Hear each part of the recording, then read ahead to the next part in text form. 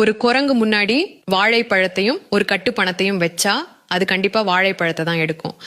ஏன்னா அந்த பணத்தை வச்சு இன்னும் நிறைய வாழைப்பழம் வாங்கலாம்னு அதுக்கு தெரியாது. இது அலிபாபாவோட ஜாக்மா சொன்ன ஒரு விஷயம். நம்மள நிறைய பேர் அந்த குரங்கு மாதிரி தான். நம்ம முன்னாடி வேலையையும் பிசினஸையும் வச்சா நம்ம வேலையை தான் செலக்ட் பண்றோம். ஏன்னா உடனடியா கிடைக்கிற சம்பளத்தை பாக்குறோமே தவிர அந்த சம்பளத்தையே உருவாக்குற பிசினஸ பார்க்க மாட்டோம். நம்ம எஜுகேஷன் சிஸ்டமும் நல்லா படி, நல்ல வேலைக்கு போ, இதை தானே நமக்கு சொல்லி கொடுத்துருக்கு. ஆனா இப்போ சிச்சுவேஷன் மாறிடுச்சு. கவர்மெண்ட்ல பிசினஸுக்கு நிறைய ஸ்கீம்ஸ் இருக்கு. இன்வெஸ்டர் ஃபண்டிங்னு பிசினஸ் தொடங்குறதுக்கு நிறைய சப்போர்ட்டும் கிடைக்குது. உடனே இப்போ இருக்கிற வேலையை விட்டுட்டு பிசினஸ் பண்ணுங்கன்னு சொல்லல. ஆனா உங்க பிசினஸ் மைண்டா வளர்த்துக்கோங்க.